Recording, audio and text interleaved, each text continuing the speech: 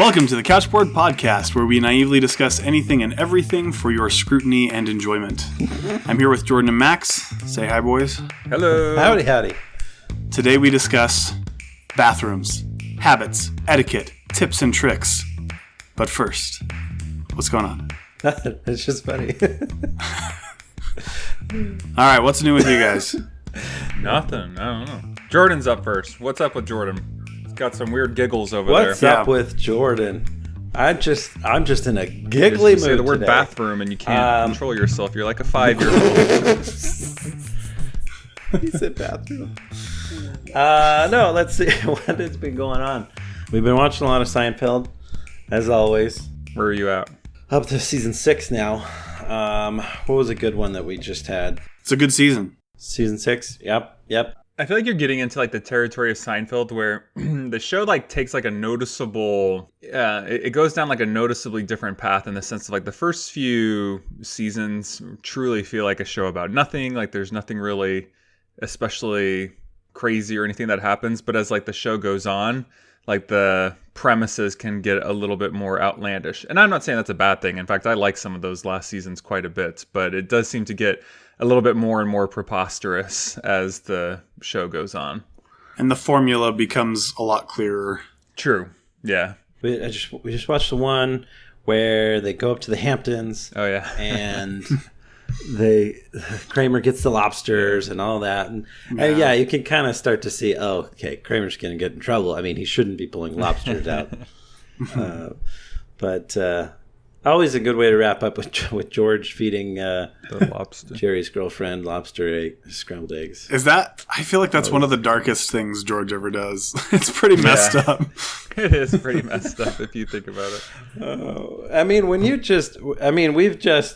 I don't know, it's been a couple of weeks, but we've been kind of smashing through these, and it's like, man, it's hard to find love for George. Like, he's either like just like annoying or like I don't know, or just spiteful. And one of my favorite like obnoxious George moments, and it's like, how could you be friends with this guy, is when he gets caught. Speaking of bathrooms, when he gets caught peeing in the shower at the gym, and It's a good one. and he's like trying to get Elaine to talk to some guy, and she's like, I can't do that. He's like, why? Because you don't want him to know that you're friends with the guy who pees in the shower. And it's just like, of course not. Who would? yeah, we just finished the big salad one too. He just has to get the credit for the big salad. Yeah, that's such a good. It just shows how low or how technical, Petty. I don't know how you want to look at it. Yeah, petty that George is. I don't know. It's fun. It's a good show. Great show. But we haven't really been watching any movies or anything too special lately. I don't know. I'll think of something. Max, you go. So we, as I've said before, we watch a movie every Sunday. This Sunday was my turn to pick. So I finally got around to watching The Notebook? No, actually, we talked about that already. How I just saw that for my first time. Oh, that's months right. ago. That's right. I rewatched 1917, but this time at home in glorious 4K. Love that movie, and can't recommend it enough. So it was good to. What I was impressed with this time I watched is how fast the time goes by. It's like a 2-hour movie, and just the way it's shot, it moves really quickly, and the time just evaporates. But outside of that, let's see. I baked a Bakewell tart, which is kind of like an English dessert. And I was partially inspired because I don't think I mentioned this in our TV shows episode, but like one of my favorite TV shows is The Great British Baking Show. And I just heard that they actually filmed the latest season despite COVID and despite quarantine. So that was exciting. So yeah, I made a Bakewell tart. Made my own jam. It's like it's a tart with like pastry, but then you put like some jam on the bottom, and then you have like a nut kind of like cake, like pudding, like not really pudding like in the American sense, but it's kind of like I don't know how to describe it, but it's like some kind of nut like filling. But it's tasty. Fig. Like a figgy consistency. Figgy. Never mind. I'm thinking of like Fig Newton Oh, consistency. no, because it's like, maybe maybe like the jam on the bottom, because like it's like layered. You have like jam on the bottom, and then you have like it's almost kind of like a cake like consistency, but it's not even really a cake. Like it's just, I don't know. You have to try it to understand. I don't know how else to explain. It's not like really like something I've seen in American desserts that I could really compare it to. So it was interesting. It was different. I enjoyed it. It wasn't like super sweet, and my wife does not really have like a big sweet tooth like I do, so she loved it. I liked it. And ironically, since she doesn't have a big sweet tooth, she's about like 2 months and change away from baby number 2 showing up, and she had to do her glucose test, and she has gestational diabetes. So next 2 months are not going to be fun for her. So yeah, she's like, she was like kind of like complaining to me today about what you don't like any of these things anyways. Like you like are always like, I don't know, she's like always like very like health conscious with her food, and I'm like not. And I'm like, this sounds like, it's just like, now you can't, but it's not like you would really like gravitate towards some of this other stuff. So that'll be interesting. Yeah. My wife says that test alone is like horrific because you have to drink that super gross, sugary, liquid, gross stuff. Yeah. She said it's really hard to get down. That's what Emily said too, is just that it's not an enjoyable test, and she felt like garbage afterwards, and maybe that's why she failed. So so other than baking in 1917, I've been trying to get back into Ghost of Tsushima on the PlayStation 4, and I'm realizing that open world games with like lots of side quests, I'm having a hard time with those types of games. I just don't like have the attention span, or maybe even just like the time to just really go out there and go crazy. And I also just want to like complain a little bit. I will be forever grateful if video game developers can stop the whole investigation thing. Like they'll send you to an area and they're like, oh, investigate what happened here. And like you like comb around like a little circular area and like look for like 4 different clues or something. And then all of a sudden you like know the path forward. Can we just like, I think the first game that did it was like the Batman Arkham games, which was cool the first time they did it, but now it's been done a million times, and I just don't. And they kind of, it's like you couldn't easily do it on your own, but so they're dropping clues all the time. So it's like, okay, well, if you're just gonna give me this many clues, why are you making me do this? Right. Like, it's not like I'm putting together a puzzle necessarily. I mean, I guess there are some puzzles in Batman games, but or it's too easy because it's like there's only like 5 objects in this room that I can interact with anyway. Right. But it's not like fun. That's my point. Is like it's not like I enjoy like looking in this like radius and trying to find like 3 things, and then all of a sudden like, oh, a colored path like appears on the screen, and now I have to go. It just seems kind of stupid. Anyways, there's just been so many games that do that, and I'm just over that. So, but anyways, it's a cool game. I've been enjoying it, but I also haven't really been playing it for a couple of weeks. So I'm trying to get back into it, and I don't know. I just need like a more linear story and structure just to like get me from point A to point B. Otherwise I just burn out a little bit too quickly. So yeah, that's me. Oh, and then NBA has been back. So I've been watching, which I talked about last week, but playoffs are in full swing. So it's been kind of fun to have that on, and there's been some pretty good games, some pretty good series so far. So we'll see what happens in the next couple months. I've got Clippers and Mavericks on behind me right now. That's a massacre right now. Although it's just kind of, that series is kind of crazy because I would have never thought the Mavericks would give the Clippers a run for their money, and before tonight it was tied up. And Paul George was just not feeling it for like the first 3 games. He looked like but he's having a great game tonight. Yeah, he's doing well tonight. Glad to see the Clippers doing well. Luka Doncic is a really good player, but I just hate watching him. I don't know why. Why? I don't know. He drives me crazy. He's a great player. He's a great player. I don't know.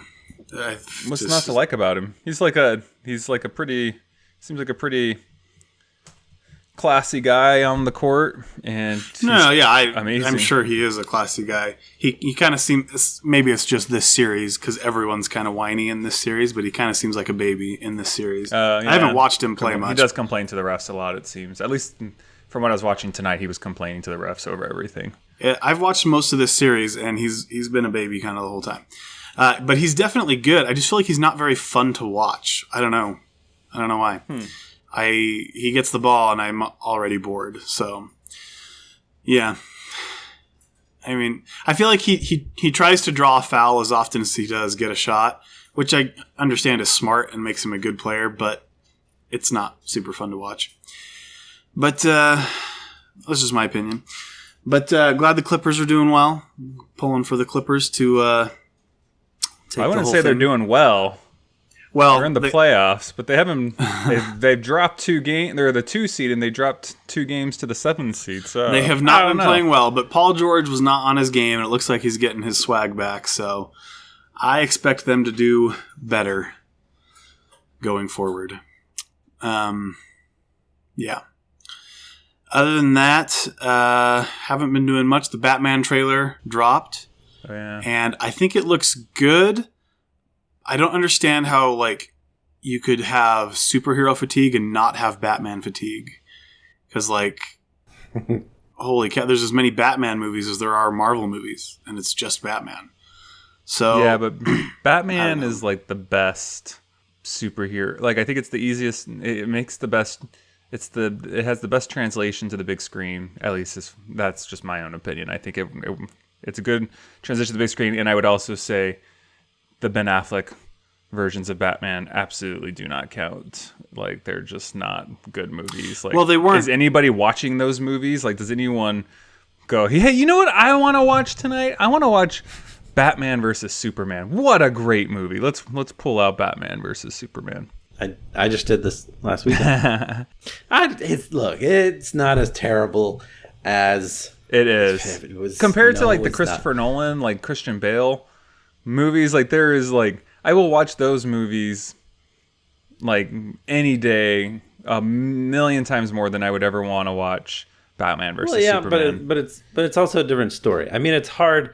I would say it's hard to tackle a Batman versus Superman movie. That's hard storytelling. How are you going to frame a story about Batman, a mere mortal billionaire, Not like that, going up against an alien? But then Iron Man can take on Thanos. I think that's the hard part, is that all the good ideas were done, because Tony Stark is fighting Thanos, and so superpowered individuals, and Batman versus Superman's the same thing. Batman's got to use technology and essentially build an Iron Man suit to be able to fight a godlike superhero, and it's we've already been doing this, so you got to do something a little more original, and there just wasn't a lot left for them to pick from. So I don't think it would be a hard movie to make, but in the time that they made it, super hard.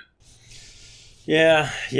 I think, I don't know. I think if you look at the movie as a continuation from the Superman movie, where they just destroy all of Gotham and lots of other cities, I think it feels better. I think if you're looking at it kind of full context, it seems to make more sense. Where Batman is just this, he is the world's greatest detective, but now someone's smashing up a city, he has to do something about it. I don't know.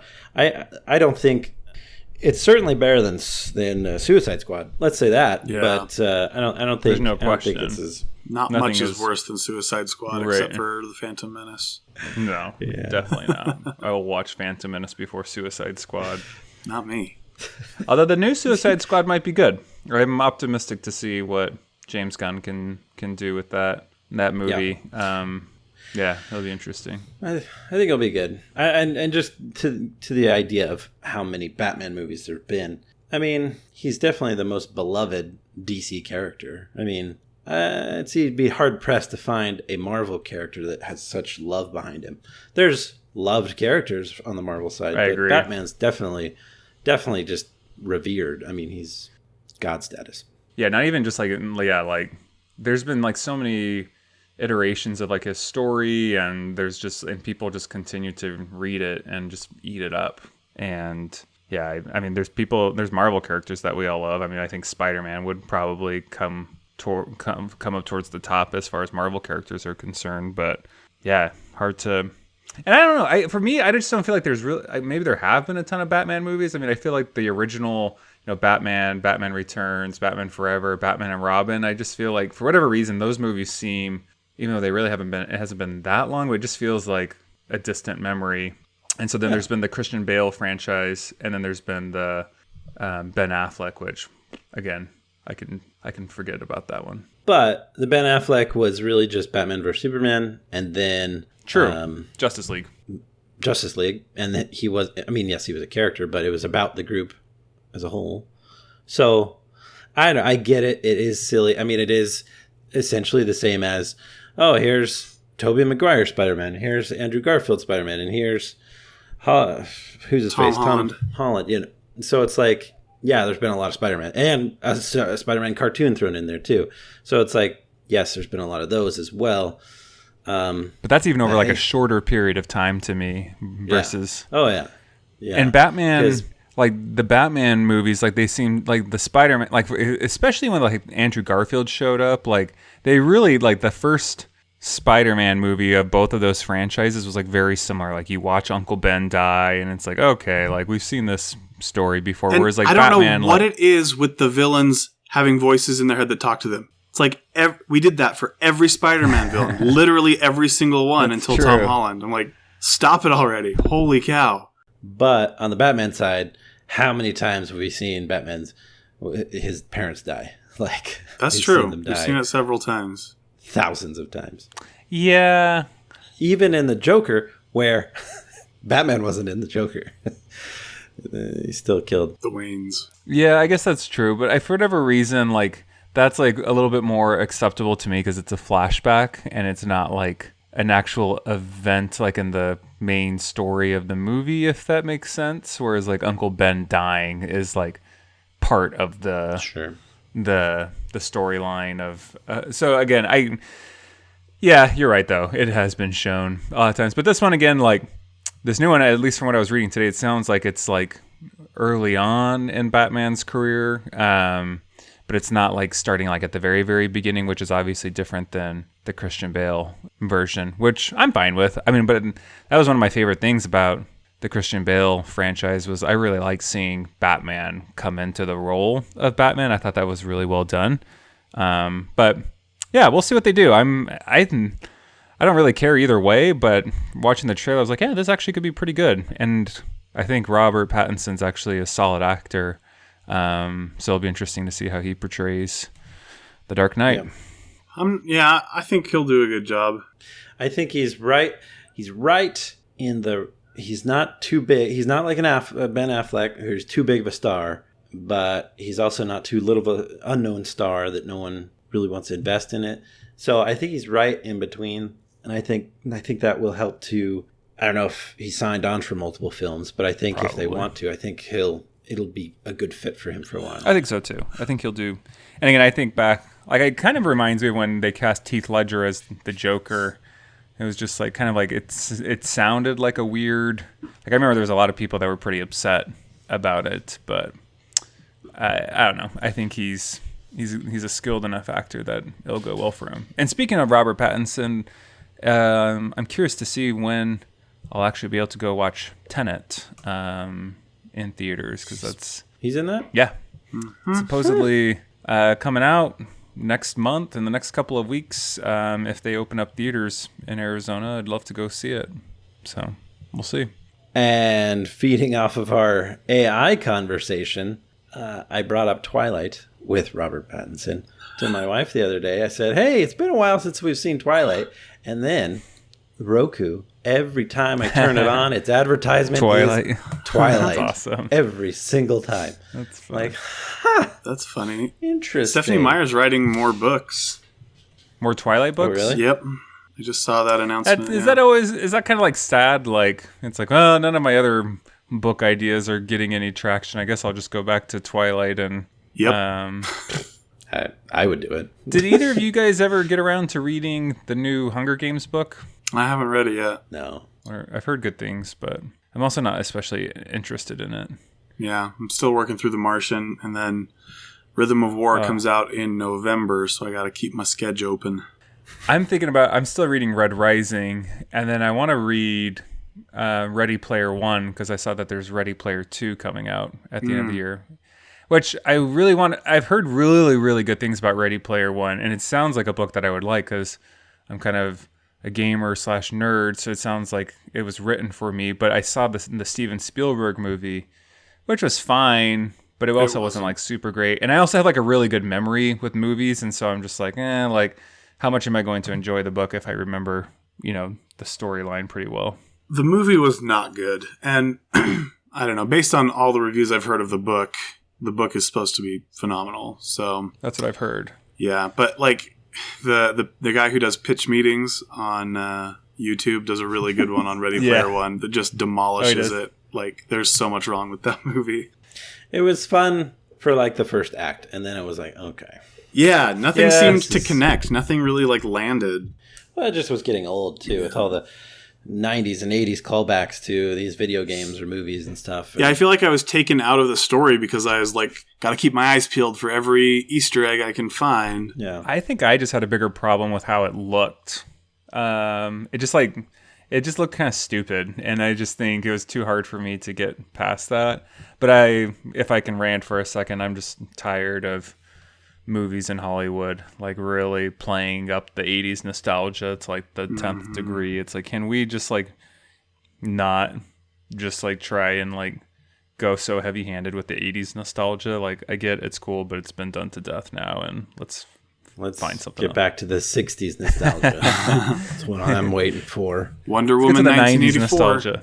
Yeah, no, I hear it. It is, but I mean, Dr. Disrespect really plays on the 80s and stuff, and it's fun to watch him just get into that character. It's funny. Love the two-time. Yes, you do. Let's not talk about that. Let's talk about the most taboo subject ever, bathrooms. Not quite the most taboo, but it's up there. Yeah. This has probably been our longest introduction because we were just rambling about Batman. Yeah, that we could probably do a whole episode on Batman. So let's talk about bathrooms, though. Let's do it. Bathrooms are wonderful. The most hated / loved rooms in society. Because George Costanza loves them. Yeah, right? And I feel like everybody has that to some degree where they like, when you're out and about, like, you know where you want to go. Oh, like, yeah. You're like, wait a second, I need to take a left here because I don't want to go down the road to the right because, Yeah, everybody has a little bit of that in them. But bathrooms kind of have a funny place in society because, like, if you need to be alone quickly, it's like an oasis in the desert. But, they're also kind of gross. So, yes, sir. Yeah. So anyway, speaking of bathrooms, we don't want to get down to the nitty gritty or anything, but let's just talk about a few general bathroom questions. First of all, the war that has been going on in the world since, running water. Who's winning the toilet seat war in your house? It would definitely be my wife. She's and I think women in general are winning this war pretty soundly. And we're not doing well. So at least in my home, the white flag has already been waved and moving on to other battles.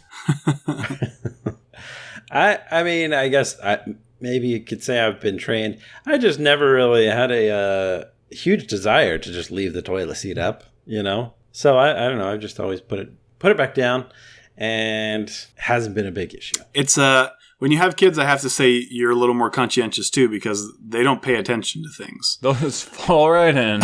Yeah, they might just fall right in if you don't have that sucker down for them. Well, my daughter, we have to have like a special. I'm like most when you potty train a 2-year-old, you have to have like an extra seat that goes on top of the toilet seat to make sure they don't fall in. So, yeah. Potty training. That's a whole nother conversation. We just started potty training Cal a little bit, and it's not fun. It's not fun.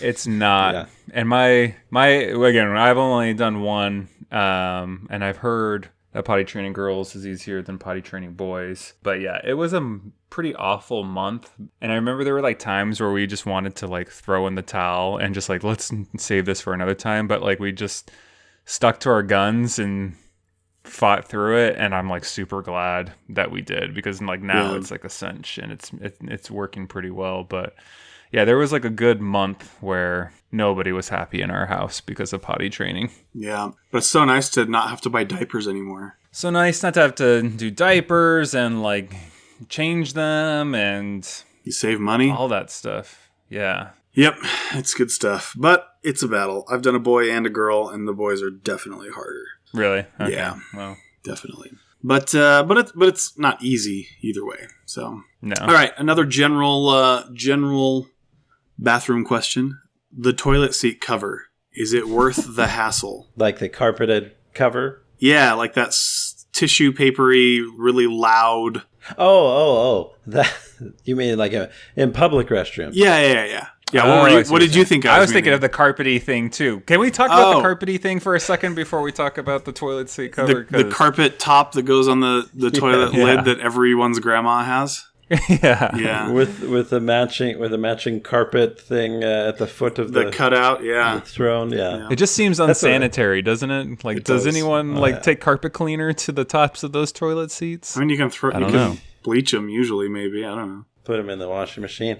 Yeah, I think that was a big fad for a while, and luckily it's gone out of style. I think, for the most part. Unless we can bring it back. Let us know if you're still sporting those toilet seat covers. Yeah, but I'm talking about the disposable ones, like in the public bathroom. Yeah. I don't know. It depends on how nasty the toilet is. Usually I'll just take the time to put toilet paper on the seat. Yeah, I think that's what a lot of people do, is just a couple things of toilet paper. Instead of the toilet seat cover, is that more effective? I don't know if it's more effective, but the covers are all super noisy and they are, and they rip really easily. Yeah. So, toilet paper. I don't know if it's if I'm using a public bathroom, usually I'm going to use something. But I'm also like more of like a germaphobe versus most people. So yeah, I'm kind of a cleanliness weirdo. So I usually do 2 seat covers. Do you really? No, but I'm going to now. Let us know. Let us know how that goes. Yeah, I'll let you know. Let us know in the comments if you also use 2 toilet seat covers. And if you don't, try it out. Let's get some feedback on. And also in the comments, let us know how it goes. Yep. How it goes. This makes me think of so going back to Seinfeld. We just watched where Mr. Pitt is eating his Snickers with a fork and knife. Yeah. And everybody starts doing it. Everybody's going to start putting 2 toilet seat covers on their public restroom. I saw a guy on the street eating M&Ms with a spoon. What is it? George is like, how do you eat your candy bar? With your hands.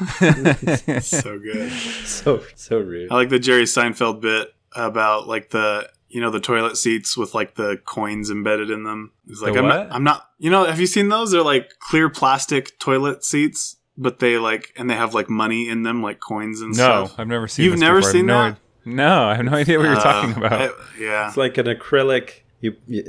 I'm sure there's probably molds where you can pour in your acrylic little stuff and then put coins in it. Yeah. And it will dry in the shape of like the furry toilet topper. They've kind of gone out of style, but it's like, what is the point of those? Like, I'm not throwing money down the toilet, but look how close I am. It's on the toilet seat. Anyway. All right. This is the biggie where you guys have to be completely honest. Do you wash your hands every time?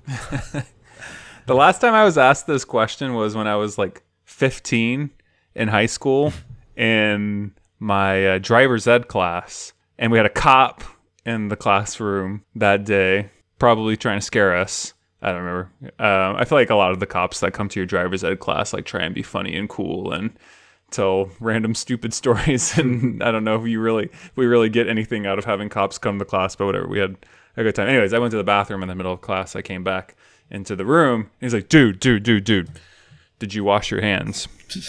And I was not being totally vulnerable here. I was not the most sanitary teenager, and I hadn't washed my hands, but there was no chance I was going to admit it in front of like the entire classroom, like zero chance. Yeah. So I was like, yeah. And he's like, dude, it's okay. Like you can just say it if you didn't. And I was just like, no, I did it. And he's like, well, like, why did you do it? Like, like like your hands like don't actually get dirty, and he just like kept like pushing me out, and I was like, dude, and I've already lied like 8 times now, so there's no. You're committed. Yeah. And do you wash your hands? I'm a germaphobe through and through and through. So yeah, washing the old hands. In fact, like I like feel like if like I somehow like feel like I got my like hands like dirty like while I'm at like my desk or something, it's like, and I'm also like since I'm a germaphobe, like I mean, I'm really getting into like how neurotic I am.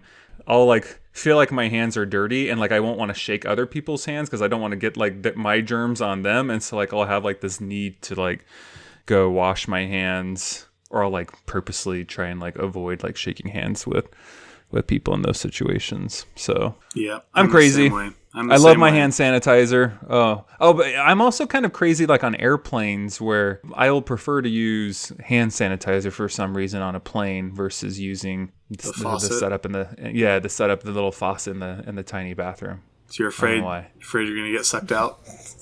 No, it's more of like I feel like my hands are getting more dirty by touching things in the bathroom. Which, if you think about it, only the people that are washing their hands are like touching some of those things. So you're probably in better shape. Yeah. Anyways, you can tell I've thought about some of these things quite a bit.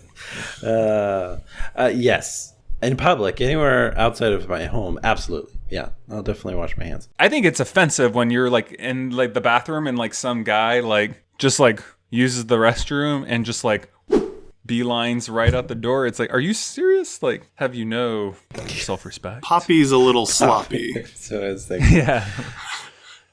Maybe the best washing your hands after using the bathroom moment.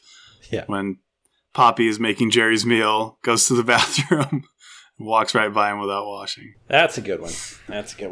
But yeah, I mean, yeah, always out in public, at home, depends. Yeah, I'm the same way. I almost always, unless I'm like in a really big hurry and I'm at home. But yeah, if I'm out, I always do. If I'm home, I only do if like I need to. If I feel like I need to. Yeah. Yeah. I mean, how much did I pee on my hands? Then that'll determine. I think the answer to that is if there's any pee on your hands, then you got to wash them. Obviously. I'm kidding. We're supposed to talk about references later, but it always reminds me of have you guys seen Orange County? When John Lithgow comes over to the house and sits down on the couch, like, what's that smell? What am I sitting in? Relax, it's just urine. And he's like, oh, okay. And it's totally fine with it. Anyway. Yeah. I mean, definitely a good thing to do. At least put some water on them, Sometimes I'll do that. Even if you're not going to soap up, at least put some water on them. I do wonder. I mean, is that effective in the least? But... I don't know. It's a good question. Not out in public. In public, always soap, always washing. The majority of the time, I do it even at home. Absolutely. I will say that. All right. Public bathroom etiquette. Do's and don'ts. Hit me. What do you got? Well, first and foremost. Well, we all know with men, the urinal rule. You always stand next to each other. If possible, keep an empty urinal in between you and the next person next to you. I think that's the unwritten rule. I love that this is a thing that men learn. Like at a very early age, this is the system, and it's universal. The system is universal. Everyone knows it, and everyone adheres to it. And sometimes if there's only 2 urinals and there's an open stall, one of you go in there. Yeah. Yep. You take one for the team sometimes. Depends on how you're feeling. See, I don't think I would ever go down that path. I guess that's just for the ultra considerate. What about here's a tricky question. You're in the office and you walk up to the urinal and you realize it's like your buddy and the next urinal over or close to you. Is any kind of chit chat allowable in such situations? I would say chit chat is allowable in the approach and the exit, but not during. Yeah. Okay. Yeah, I think that's a good way. I think that's actually probably how it like naturally happens too, Yeah. A good, hey, how's it going? Response. Silence. All right, well, catch you later. something like that. It's funny how this really is like a taboo subject. Like, never had this conversation before, but like I feel like that's kind of like unwritten rules. But hey, some of these rules might not be obvious to some people, so it needs to be out there. Eyes forward. I mean, it's just what you do. You stare at the wall. I've had people have full-on conversations with me at the urinal, and like in-depth ones, and I'm like, okay, well, this is just getting a little. Let's just finish up, go out in the hall, and we'll have a regular conversation. Yeah. It's just you're so vulnerable in that moment that it's like awkward to have somebody invading your bubble. Yeah, but maybe we're the odd ones out. Maybe it's completely normal to carry on a conversation at a urinal and with eye contact or something. Just sitting there with eye contact. That's outrageous. I don't think that happens to anybody. Yeah. Not with eye contact. What do you do? I'm fairly introverted, so I could see maybe if super extroverted people would not be uncomfortable having a conversation at the urinal with one in between them, eyes at the wall. I don't know.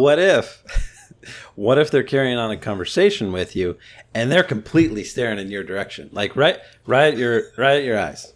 You see them? You can see them out of your corner of your eye. Do you? We need to do like a YouTube sketch of this to illustrate how awkward this would actually be. I mean, do you? I don't know. Do you turn as well and meet the? I wouldn't. Okay. I would grunt my answers and I would eyes at the wall, but that's just me.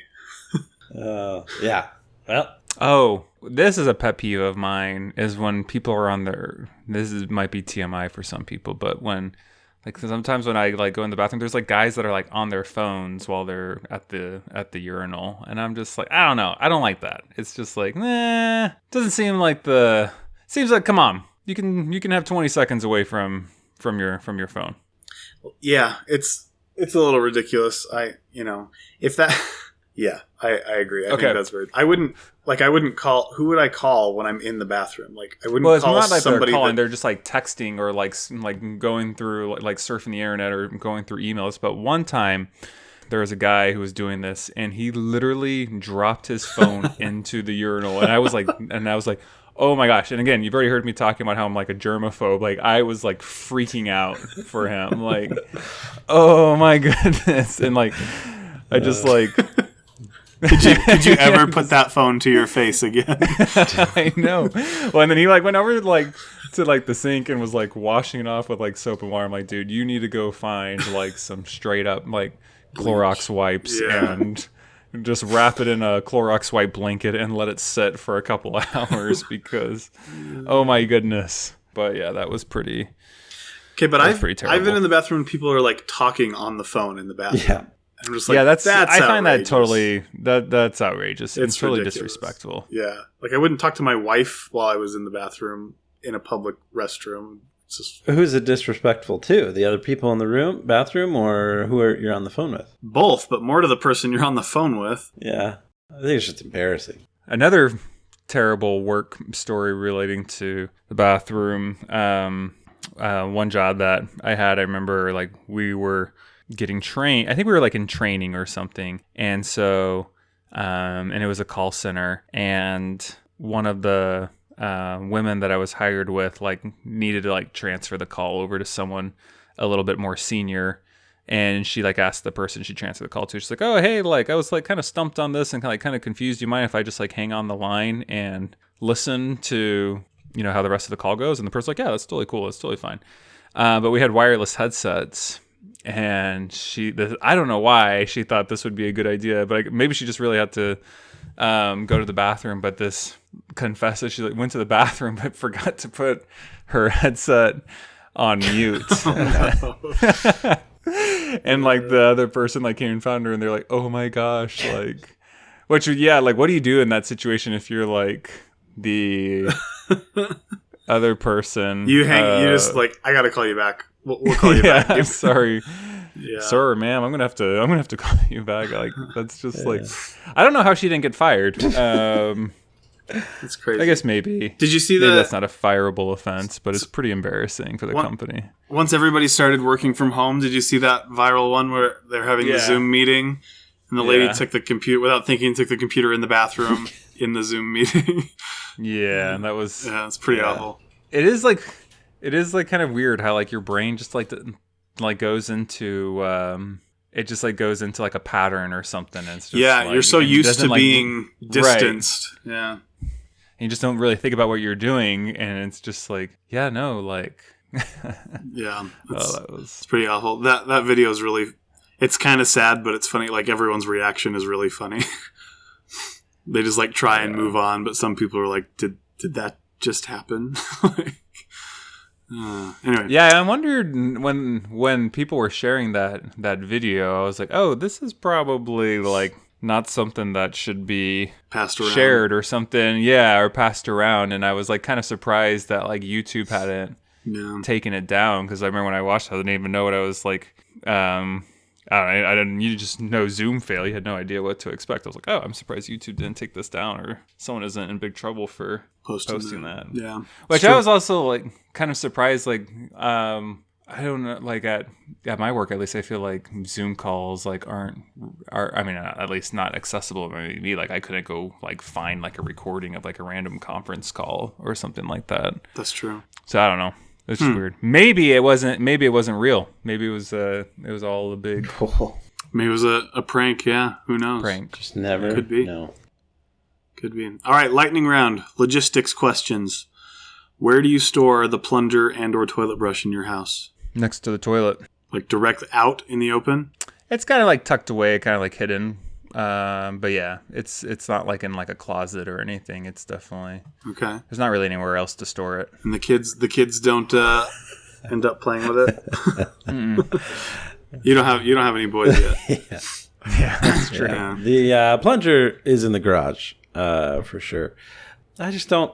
I mean, it's one of those things. It's like we don't need this that often that it has to stay in the house. So keep it outside. I tell you what, speaking of plungers, that's an embarrassing thing to go buy. Like I remember one time we had just like moved into a new apartment and I needed to buy a plunger, and I was at Target getting one, and I was like going to like the self-checkout lines, and I felt like some guy gave me a smirk. So I was like, how dare you? We all have one of these. Everybody needs a plunger. Don't judge me. I've never felt embarrassed buying one, but like when it's not stored in the bathroom, like it's in the garage. And you have to walk through the house. And there's guests over. Yeah. And you go into the garage and people are like, what you doing? You're like, no. Nothing. And then they see you walk back in the house with the plunger, like, oh, okay. That's why you keep it in the bathroom. Yep. So there's definitely some value to keeping it in the bathroom. Yeah. The scrubber is usually in a little container in the bathroom. Right. Yeah. My parents keep it in the furnace room, which is right across from the bathroom. Kind of. So that kind of works. That's a good place for it. That sounds like a good idea. I just have it under the sink in the bathroom right now because I can't think that's why I wanted to ask. I can't think of a better place for it because I like having it accessible, but it still has to stay kind of hidden. They're disgusting. Next, best toilet paper. I don't really have a strong preference on toilet paper. We just buy like the Costco giant pack, Quilted regular Northern. Costco brand, and that's what's their brand? Kirkland. Kirkland. Yeah, at least that's what I think we have. We do the Charmin. I don't really have a huge preference between Charmin and the other one. There's lots of other ones. Well, Cottonelle. I don't really have a preference until I'm using the one I don't like, because they have different lines, of course, within each brand. Yeah, and you just know when you got something that's not suitable. Yeah, I don't know. I'm a big fan of Quilted Northern. Quilted, yeah. But but lately we've just been doing whatever the heck we can get our hands on because stuff is like gold. But we mostly the big old bulk Costco Kirkland brand one as well. All right, candles, air fresheners, windows, fans, poopery. What's the best odor diffuser? Well, two-parter. I mean, we still have teepee for sure, but telling you, life-changing is a bidet. You strap that onto your toilet, never looking back. Never. And it's a two-parter because some have deodorizers built right in. Yeah. Can't suggest it enough. I go with candles because I feel like they just they do everything you need faster and stronger. We have Poopery, never use it. I don't know. There's just we have a couple bathrooms in the house, and I don't know. It's like never like been a point of contention. I think Poopery is super valuable to have in your guest bathroom for when guests come over. Definitely. I think I would. Or if you were going to go to somebody else's house, take it with you. There you go. Yeah, I guess that's true. But yeah, no, just turn the fan on, and that's that. All right, let's move away from the porcelain throne to the bathing portion of our discussion. Preferably bath or shower. Always shower. Yeah, shower. Yeah, I think baths are gross. Plus, I'm like 6'5", so I don't even fit in any tub anymore. I don't have. I mean, look, I'm not opposed to a nice bath every once in a while, but I mean, you can't do that every day. It's a special occasion type of thing. Yeah, I don't even know when the last time was that I had a bath. And I think Colby's probably on point that I'm just like too tall to really enjoy it. Unless you're in like the honeymoon suite in a hotel, there's no tub that fits guys that are as tall as us. Well, you got to treat yourself sometime. You got to go get an 8-foot long tub or something. I don't know. Or something. Just get like the big buckets that athletes like soak in and something like that. Yeah, there you go. Okay, morning or night? I'm an evening shower person, so yeah, I prefer to shower in the evening, unless I go for like a run or something in the morning, in which case I have to shower in the morning as well. But yeah, I prefer to shower in the evening, and I don't really know why. That's just kind of always been my preference. Kind of way to wind down the day. So yeah. Morning is a good way to wake up with water in your face. I've heard people say that, yeah. Well, growing up, my whole life, I was always a morning shower type of person. And just, I guess, more since I've been married, it's been more at night. And I don't know why I changed. I think it was just more convenient. And I think there are pros and cons to both. Actually, for a long time, I did both, which was... extra clean. Yeah. Hey, which was awesome, actually. That's great, yeah. 2 showers a day is... Yeah. Because usually I would, like, get up and shower in the morning to be ready for the day, and then I'd do some exercises at night, so I'd shower at night too. It was pretty amazing, but who has time for that anymore? So yeah, I'm mostly an evening individual myself. It feels so good to be super clean when you crawl into bed. Mm-hmm. All right, in what order do you wash? This will help the Kramers of the world who needs instruction on how to get through the shower quicker. Well, probably stop making salads in your shower. That'll do it. What do you got, a Clarkman? Disposal. Let's see. I mean, start with shampoo, then you move to the body wash. Well, actually, scratch that. Shampoo, then conditioner. Leave the conditioner in while you're doing the body wash. Then you wash everything off. There you go. Interesting. I'm all the head to toes approach. You start at the top and you work your way down. I don't even know if I have. When I saw this question, I was like, I don't even know if I have like an order of operations. I would guess that there is no order of operations. I would guess that sometimes I start with shampoo and other times not. I don't know. But I will say, Jordan, when you're talking about conditioner, I think I could probably count with the fingers on one hand how many times I've put conditioner in my hair. I used to use conditioner a lot, and now, like, since I got married, and my wife's like, she's a hairstylist and a makeup artist, and there's so many containers in the bathroom that I'm just like so intimidated. I have no idea what all of them are and what they're all used for, that I just can't break into that world. Yeah. Honestly, I do the $1 Suave shampoo from the grocery store. Yeah, good stuff. Yeah. But if you're a guy, man, like, and you have like short hair. When you got locks like me, I mean, you gotta have a conditioner. Yeah, Thor over there. Gotta make it soft and silky. Do you guys shave in the shower, or do you shave in front of the mirror? Shower. I usually shave in the shower too. I shave in front of the mirror. Yeah. I don't know why. I like the shower, I guess, but I don't shave every day. I don't Neither do I. Are you guys using cream and a razor or an electric razor? I'm using a razor, but not cream. Cream and razor. Unless it's gotten really long, then I'll either use shaving cream or I'll get an electric razor out. But yeah, usually I'm just going at the beard with just water and a razor. Oh, daring. I am daring.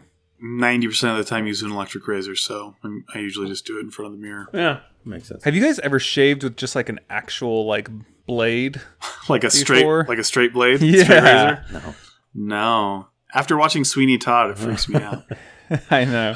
Part of me though wants to try, Yeah. but how do you learn? Yeah, you just start It's going. just like treacherous. I mean, Movies and TV shows like show like that's like if you go to like a barber shop and they like straight razor you, like that's like the epitome of luxury.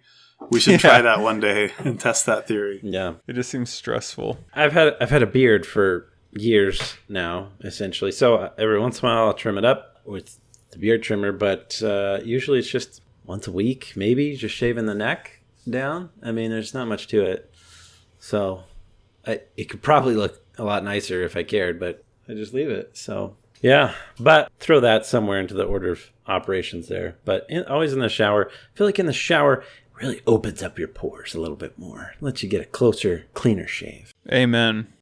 All right, good to know. Good to know. Let's throw a few rapid fire questions to finish us off. First of all, just throw out some of your favorite bathing/bathroom products. Shout outs. There's too many to list, you know? Just the list is... No, I don't know. I mean, I'll just use whatever stuff there is, really. I don't have a huge preference. I've tried to buy things at times, you know, specific for me because, yeah, my wife has a number of products in the shower that take up most of the room. So I've tried to get something just for me, but it runs out, and then I just don't bother to get more, and so I just use whatever, usually.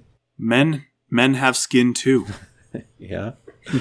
as Old Spice would say. Yeah. I've tried Old Spice. It's fun. I don't know. Yeah. Just get whatever looks exciting. I'm a big believer in Dove soap.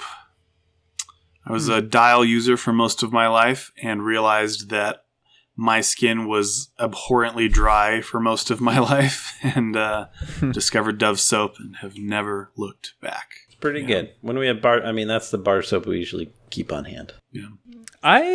So toothpaste, I prefer Crest over Colgate. Toothbrush, I like a good old Sonicare. Although mine recently broke after a good a good 10-year run, so Wow. I need to get a new one. But they're expensive, but they're great. They are great. Toothbrushes. I love Sonicare. Sonicare all the way.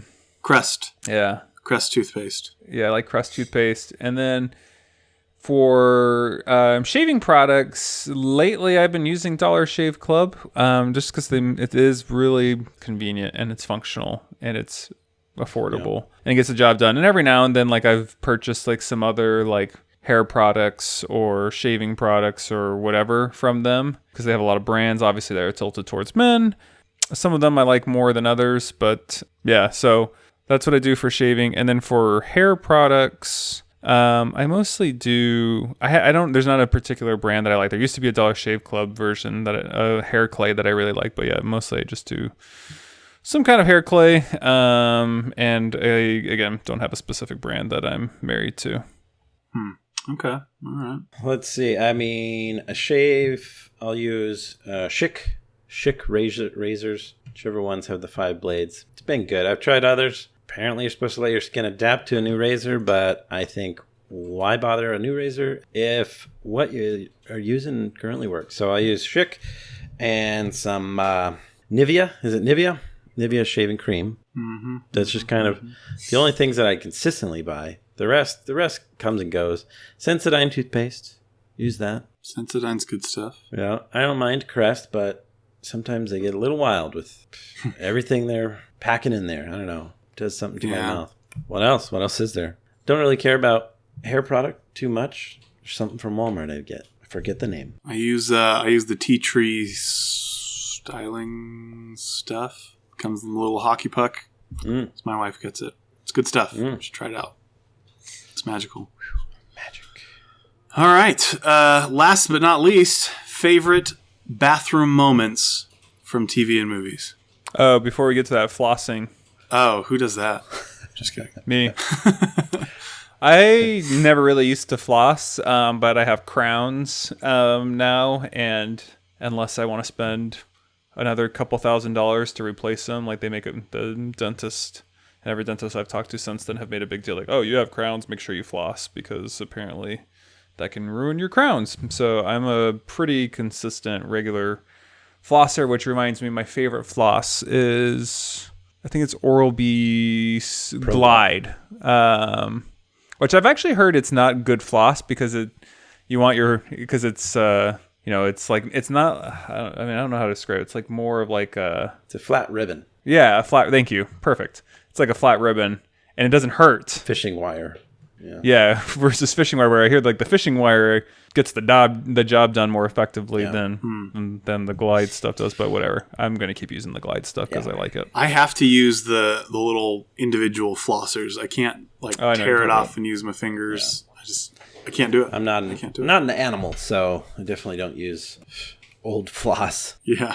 No, I'll use. Do you reuse your floss, Jordan? Use the I'm kidding. Floss or the picks. Yeah, you just like use one piece a week or something like that. No, I use make it last. I use the Pro Glide things. Saving some money? No, I don't. I don't use the string you pull out of the box. I don't use that. I use the things you use. Yeah. I use them. I worked at a software company that did dental practice management software, and they made us all do, like, you have to know a little bit about like teeth to know how the software works. And so they put you through this little dental training program and made me floss because that gum disease junk they show you the pictures and it's awful, awful stuff. So floss, everybody. Floss like your life depends on it. But I just don't like the fishing wire little flossers. They're just, it's like, does it really have to be painful? Like, to get a good floss? I don't know. Maybe, but. Maybe.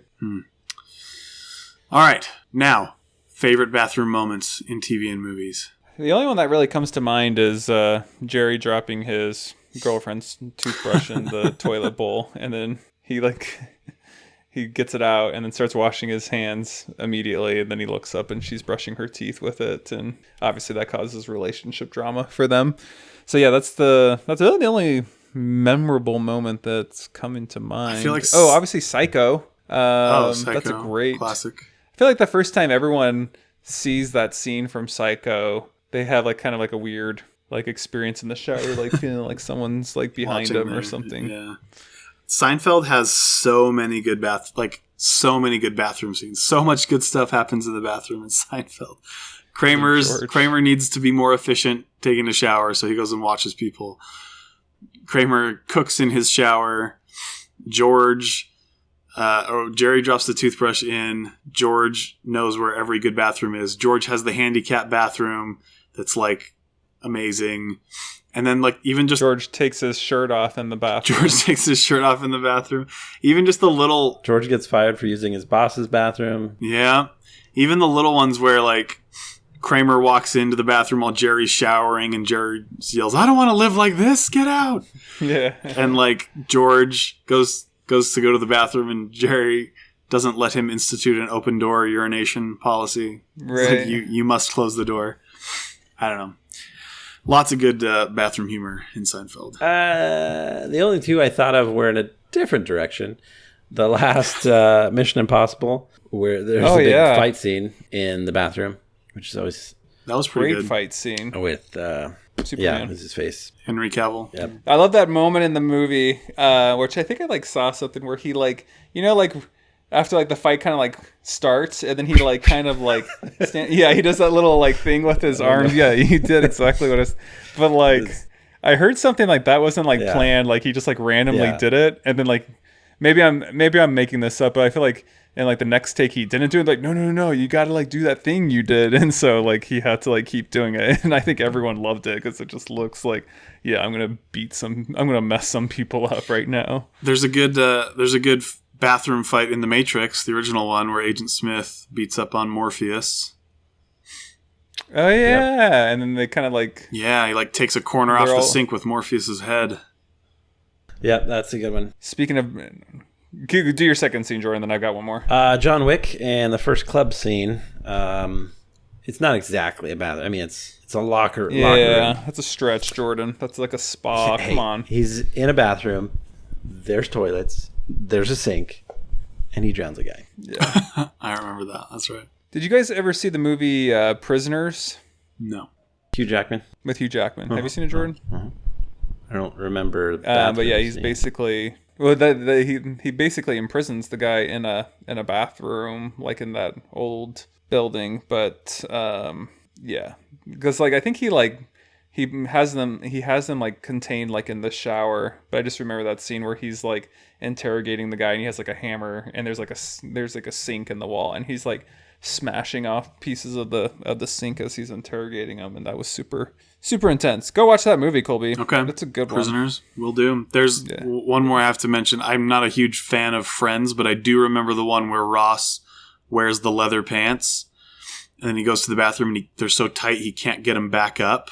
So he's like on the phone with his friends trying to figure out how to get his pants up, and they try like lotion and baby powder, and he's like, it's formed some kind of paste, and I still can't get the pants up. Anyway, that one's pretty classic. Good stuff. Who'd have thunk there's so many bathroom scenes? Yeah, pretty classic. The meet the parents, the cat going to the bathroom. It's pretty good. Oh yeah, there you go.